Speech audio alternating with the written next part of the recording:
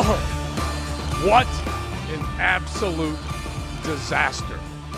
An abject disaster.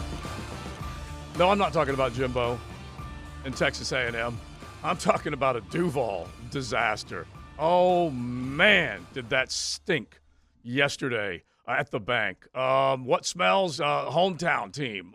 Definitely got to sort through all sorts of stuff from yesterday. Welcome into XL Primetime. We invite you to be a part of it today because you're probably not over it. You know, it's just noon on a Monday. Mondays are tough to begin with, but now you got to deal with what was an embarrassing loss, and you were thinking going into this game it was going to be good on good. No, it wasn't. All right, so we got to tear into it. A Mokama Beer Company Monday. Mokama serving coffee today, serving craft Tuesday through Sunday right there in beautiful Fernandina on South 8th Street.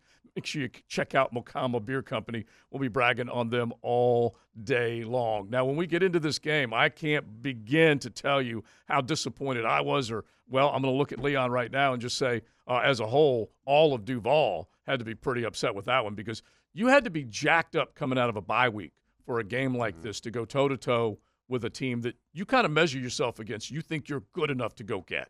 What are those things that you can get from Amazon that when you go to games and you sit on them, the seat cushions? Yep. Yeah, everybody on the team needs one for the Jaguars because that was a butt whooping, absolute butt whooping. And it was unexpected, too, because at the beginning of the season, you look at the 49ers, you say, okay, this team, that's the barometer. The 49ers are going to be a very, very good team. Is this Jacksonville team, are they going to be in a situation where they can be considered one of the elites? And we thought going into the game that it was going to be a slugfest. We thought it was going to be a prize fight. Yeah. Tale of the tapes. You know, both teams are having success. They were on a 3-game losing streak. We were on a 5-game winning streak. Something had to give. And guess what? We gave.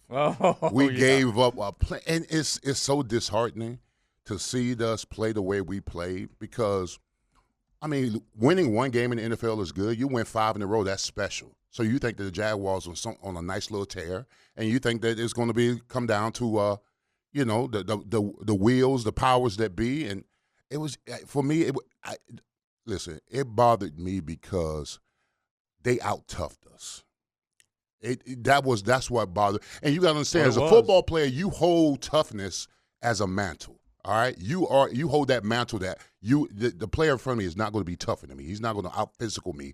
And that was everything that the 49ers out-toughed us at the line of scrimmage, and it was just disheartening for me to see us just get bully-balled. Yeah. And then bully-balled us on both sides of the ball. There's so many things that we can get into, but the lines of scrimmage are pretty dang obvious right now.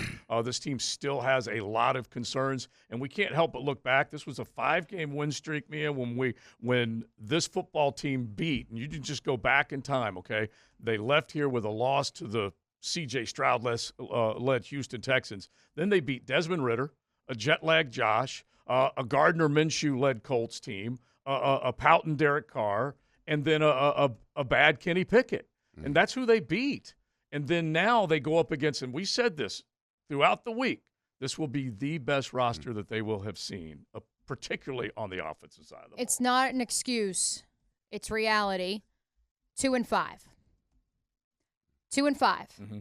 That is Doug Peterson's head coaching record after a bye week. Mm-hmm. You can call it a saucy nug. You can call it, well, those are different seasons for different reasons. But for me, I look at it as there are 2 ways you come out of a bye, which is you're well-rested, you've retooled your offense, you show you have some fight, just like the Jags did last year when they came out of their bye and they upset the Baltimore Ravens, and everybody's looking around like, now that's the Trevor Lawrence that we thought we were getting. So that's only the second win that Doug would have gotten. That is the second win. The first was in 2017, which, of course, was the year that they won the Super Bowl. Mm-hmm. And so, again, different seasons, different reasons. But for me, I just look at it and I'm like, I understand you're a player's coach, but to Leon's point about the physicality, that's the most disappointing part of this, is that the Jags are now, for a national audience to see, because nearly 70% of the country saw that game, are showing that, yes, they can handle business against lesser teams, but they also are a finesse team. And so the hope is, of course, that this will light a fire under their butt and say, hey, you haven't arrived yet. And so I do want to dispel that notion, too, because people were very upset, it looked like, online and in the stands. And as I was walking to the parking lot last night, because Doug said this was a good wake-up call. And everyone I heard was, why do we need another wake-up call? Leon, do you not need sometimes multiple wake-up calls in a season for different reasons? Yeah, you do, and this team they've got to eat this loss. They absolutely got to eat it. I'm sure when they're when me and Coach Campbell was talking about this on the fifth quarter. And, Coach Campbell's been a coach or whatever. When you experience this type of loss, you show it to the whole team because you want the whole team to see how you did or did not play, or how you did or you did not execute, and because it becomes personal. It becomes personal. You watch the game as a team. And you say to yourself, you never want to see yourself play or perform like this again, and you flush it, you put it behind. But they got to see it, and if you get caught, I've been in those meeting rooms. I've been in the meeting rooms where you get beat down and you got to sit there and eat it, and they call your name out, and Cersei, you missed here, Leon there or whatever have it, and you take it personally. And this team has to take this personally because that display is something that was unfortunate and unexpected because I thought this team was ready to arrive at that next level, and to see them not perform the way I thought they were going to perform was very disheartening. And the fact that we're 1-3 at home. Yeah. We're 1-3 at home. We can't win at the bank. I know y'all aren't going to like to hear this out there, but this is reality, so get ready for it, okay? They've played 2 gut check games, 2. Mm-hmm. Both at home, okay? Both at home. Your quarterback played poorly in both games. Yeah. Mm-hmm. Did not score a touchdown Football in either of the games. Is about the quarterback. You win and lose because of your quarterback. And right now, Trevor Lawrence is not playing well. And I don't know why we can't embrace that reality. Why we can say Jalen Hurts is playing poorly, Justin Herbert's playing poorly. Josh Allen isn't the same player he was. Your quarterback right now is not playing well. Mm-hmm. He's got 9 touchdowns and 10 turnovers on the season. Yeah. Mm-hmm. That's not good. That's not how you win a division, much less get a high seed for the playoffs. Yeah, well, I mean, here's the thing, though. What bothers me is the game plan going into the game, all right? Everybody knew that their front four were very athletic, very physical, get after. How do you neutralize a pass rush? But you know what? You run the ball.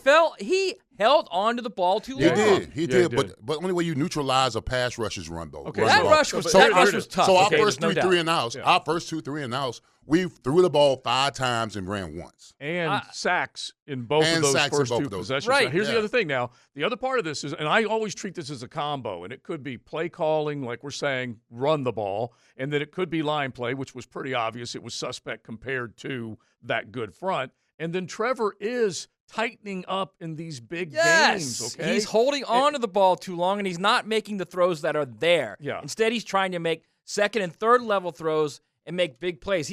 There were numerous times yesterday when he's got that first level throw. Yeah. Just take what you can get. Well, here's another perfect example. And move to the next play instead of getting sacked. Instead of a fumble on a strip sack, just take the play. Right. I 100% agree with that because that's the only way. Profit. It's the only way you're going to get bodies off of you is if you do that. And then once you do that, then you can run the football. Then you can kind of dictate the line of scrimmage. How many plays did people see yesterday, either on television or in the stadium, where Brock Purdy would roll, they would take the defense and fool them moving in one direction, and he'd roll out in the other direction and had all the time in the world. He threw across the field with that first throw to Brandon Ayuk to the back of the end zone, Leon. Yeah, but Joe, the reason why he's able to do that because they can run the ball effectively. Yeah, they can. I mean, a lot of that stuff that he was doing, the rollouts, the bootlegs, and all that kind of stuff, was off of play action because their front of their offensive line was establishing the ground game so first. help me. Are you ready for the numbers real quick to build off that? Oh yeah. 9 carries, 35 yards, a 3.9 yard a carry clip. Yeah. For Travis Etienne, who up until this point, arguably the second best running back in the National Football League. Had a very, 9 very good. carries. Yeah. That's criminal. And then when you couple it with Dearness Johnson, only got 3, but he averaged 4 yards a clip. Mm-hmm. And then the other part of that, the run game on the other side, take a look at what McCaffrey was able to do. Basically, you know what he was doing? He was carrying the football and the chains almost on every play, meaning he was getting 10 yards and the chains were going with him. And so that's the part that gets you. Now help me here. Help me. Because the blocking schemes, and I'm a Phil Rauscher fan, I'm a Doug Peterson fan, but how in the world do they block them up and scheme them up as good as they do with Kyle Shanahan's offense compared to this one? Because this one could not get anybody off the line. Because theirs is better. Their offensive line is better. They're a lot more physical. Right? And I'm going to tell you the reason why they are better, because every day in practice they go up against a top-notch defensive front that brings the wood. Mm-hmm. So if they bring the wood, you bring the wood, you know how to lay the wood. So, that's That's the only way you get better. This team, only way it's going to get better. Listen, when I'm watching that game and I'm saying that our offensive line front can't get stalemates on mass majority of the plays, if you watch the interior of that defensive line front, they are off the ball. They are jacking us backwards. We're upright. We're high. We can't get low. And Walker Little, he struggled. Yeah, he did. I know. Hey, listen, Doug Peterson told us, hey, listen, we're moving him to left guard. Wait and see. We saw. Yeah, exactly. We saw a lot of backpedaling. Yeah. He's a lineman. All right, so let me say this real quick. And this also is something you're probably not going to want to hear out there. The defense did not play that bad. Mm-hmm. No. They did not play that bad. Coach Campo said it to me multiple times. They played well enough to win that game yesterday. Think of where they were. But if you continue to get 3 and outs, you continue to turn the ball over, you continue to turn the ball over in the red zone, mm-hmm. you are not going to win games. No. And think of where they were going into the half. That field goal at the half was almost missed. It was just inside the upright. It's just inside the pipe. Yeah. And it was a then what? Yeah, it was a one-score game up until that point, and then only 13-3 coming out of the half. And then you this had is not a defense problem. And by this the way, is an offense problem. Yes. Couldn't agree more. Which, are we ready for a little bit of story time? The Ringer did their Monday morning recap of offensive performances in the National Football League this week, and their zag, as in going the opposite way of what the masses are saying, is that it is not all on Trevor Lawrence for the issues in Jacksonville. So this is the paragraph I want to read for you guys. Press Taylor was involved in the play calling to some degree in 2020, Doug Peterson's last and worst season as head coach of the Eagles. He has similarly hampered the 2023 Jags. Lawrence's numbers aren't the only thing suffering. They are averaging almost 1 yard less per rush this year than they did last year. Their explosive rush rate dropped from 9.8 to 5.5%. That's almost half. Third down conversion rates are down. Fourth down conversion rates are down 19 percentage points. All of this with essentially the same personnel as a year ago. Fundamentally, wholesale offensive deterioration starts and stops with the offensive designer and play caller, especially when the only big change was the offensive play caller. Well, this is on Taylor, and by proxy, Doug Peterson. Yeah, I get the logic, and I just asked Leon, why do they do it better than this team? Why does San Francisco do it better? Because they scheme it up and they block it up better and all that kind of stuff. So I can understand the play, how important it is. But I can't take the quarterback off the hook, and I can't take the line off the hook. No, of course There's not. no flipping way I'm taking them off the hook. But, however, I mean, there's no separation. They're all they're all one and the same. That's the unfortunate it's thing. all Number together. 2, the jet sweep to Debo on that touchdown. Did you see that play? It was from the 23-yard line. Right, but did you see how they schemed that play up?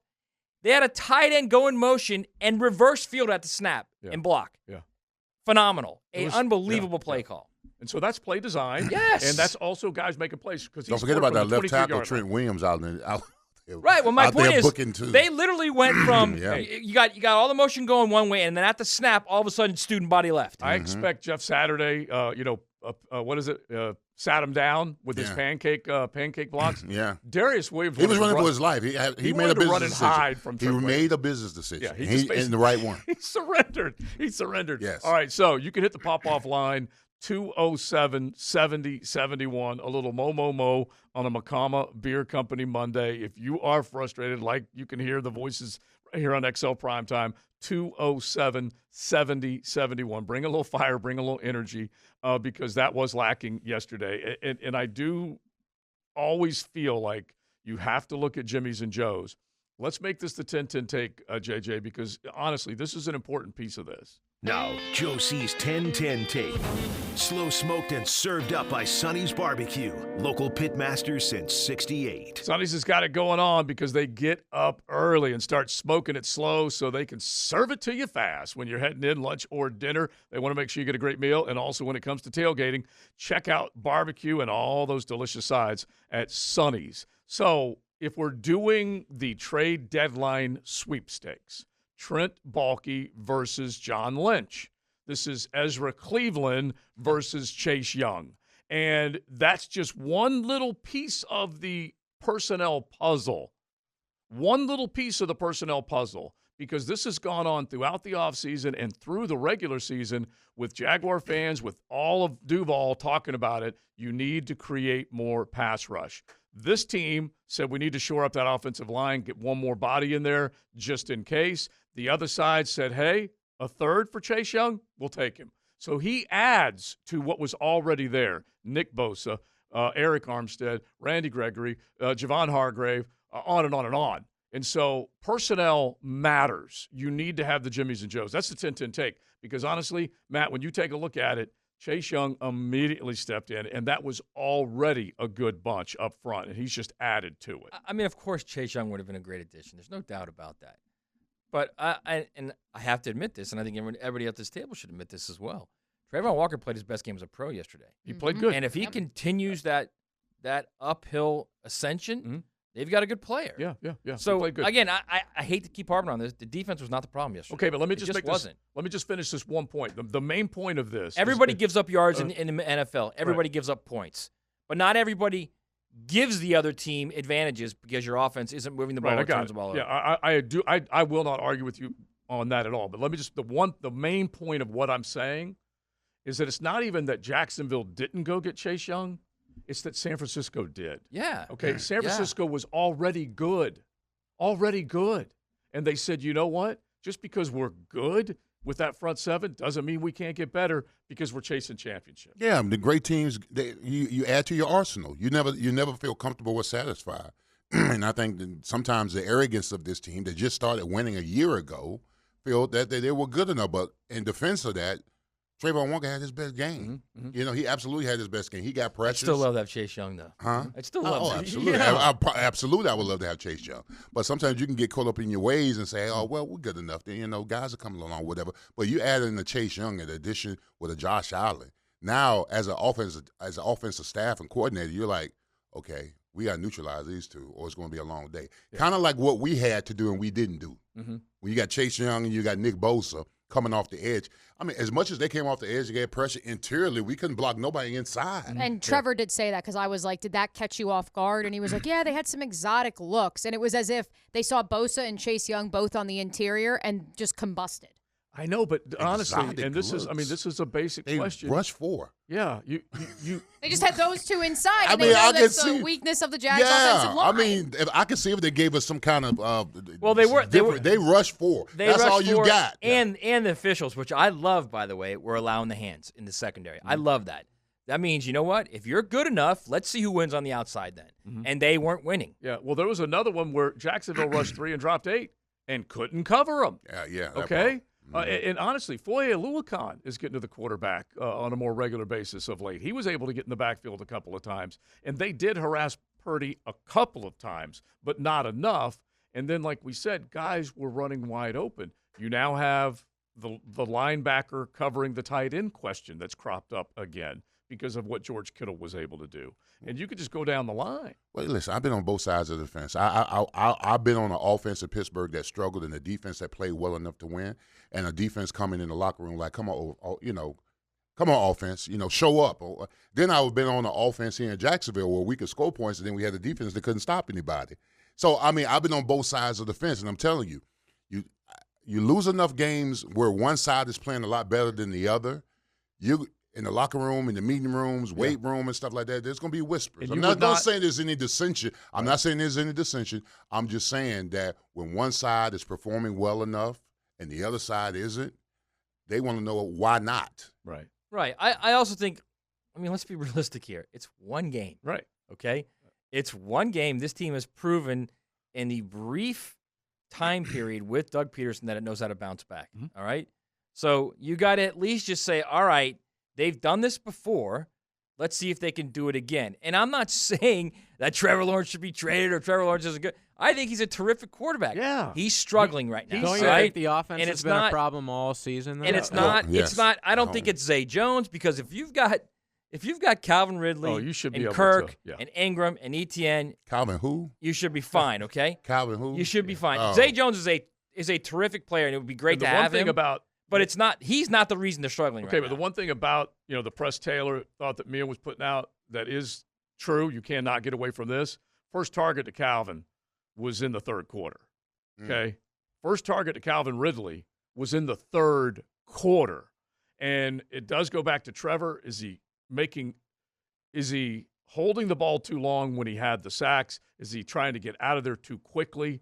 or is he just not making the throws that are he's that trying, are he's there trying to make the big for him? throws. You got to get the ball to Calvin Ridley here's the before thing. 30 minutes of a ball game clicks by.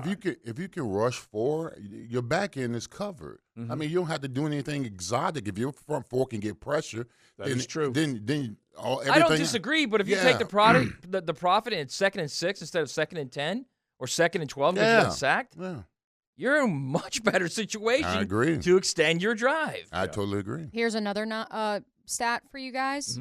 The Jaguars are the only team in the NFL with an average route depth, 9.9 yards. That's under 10 yards.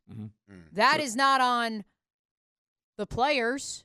Is that not on the design? Well, but if they don't have any time up, or if they don't have time to throw because of the protection up front, then you've got to get that ball out. But they have 2.7 seconds because that's what Trevor's averaging. I know that's second in the league. I know that's obviously. That's right. I also think that that time is this past game time may have been exposed. He's had plenty of time. Plenty of time the previous 8 games. If they're only running 9 yards up, like, why did you trade for Calvin Ridley? Yeah. The whole point is he's supposed to go downfield. He had plenty of time against the Texans, and they got annihilated at home. And I do think we are arriving at the same either dead end or finish line. I like the dead end idea. The dead end is that there's a problem, there's a problem, there's a problem. They're all part of the problem. It's not. But is the answer as simple thing. as Doug saying, "All right, I'm taking over"? This is ridiculous. I would like to see that, but I still think the line is a liability. I still believe that. I don't know. I think there were times yesterday when he had plenty of time, and he held on the ball too long. Yeah. Oh yeah. Like I said, is anyone taking him off the hook? Because I'm not. I'm just making sure that if anyone, where are we at on that? I'm not taking him off the hook. You're not taking him off the hook. I'm taking anybody in that offense off the hook. No, everybody's at fault. But now there's just actual evidence, statistical evidence to support that. It's not all one thing. It's a lot of different things. And I think, the fact that Trevor was so defensive yesterday, I've never heard him utter a forward response and say next question, but he did yesterday when Mike DiRocco of ESPN asked him, are you concerned about this offense long term? And he said, no, not at all. And knowing that he had just powwowed with Press Taylor and Christian Kirk in the locker room, because I saw it with my own 2 eyes, as did every other reporter in there, that says to me that this isn't just the offensive line isn't good and we're getting killed. Yeah. There's a lot of other things that are going wrong right now. I mean, I'm so discouraged because, it's like going into a prize fight and one side is one-sided. And you saw the same thing with the Kansas City Chiefs. That was supposed to be a prize fight. That was supposed to be, who owns the AFC right now. And we got smacked around. That's what Same thing happened with the 49ers. Another prize fight. Another opportunity to name the bell, and we didn't. I was looking forward to it just as far as it being a prize fight, that's for sure. And it did not. It did not add up. Let's hit this. That just happened. Brought to you by Florida Home AC, the official air conditioning partner of the Jacksonville Jaguars. As we get ready to segue into college football in the rest of the 12 o'clock hour, Jim Harbaugh is on a warpath, boys and girls. Here are some of the quotes from his... He did not like being suspended on Veterans Day. Couldn't get to the courtroom. His press conference that's currently going on. He says that Michigan should be, quote, America's team because it has been through adversity and criticism and the naysayers. He then goes on to say that, quote, I'm the iron wall that viruses bash against and shatter. He says he's going to do some more push-ups and eat an apple. What is happening? Who's got it better than us? God bless He you. also said, oh, by the way, talking about the investigation, that's not my dance floor. I've watched a lot of shows. I've watched Judge Judy a lot. He's a trip, man. He's on the warpath. I love it. All right, so let's go 2 Jimmies, okay? 2 Jimmies when we come back on the Mokama Beer Company Monday, because we got to, I call Jimbo the greatest underachiever. He's the greatest overachiever because he's walking out with $70+ million. Good on Jimbo Fisher taking Big Oil's money. Huge, nasty cash. Oh, my gosh. Let's get into all that coming up. You guys hit the pop-off line, 207-70-71. Bring it today on a Mokama Beer Company Monday.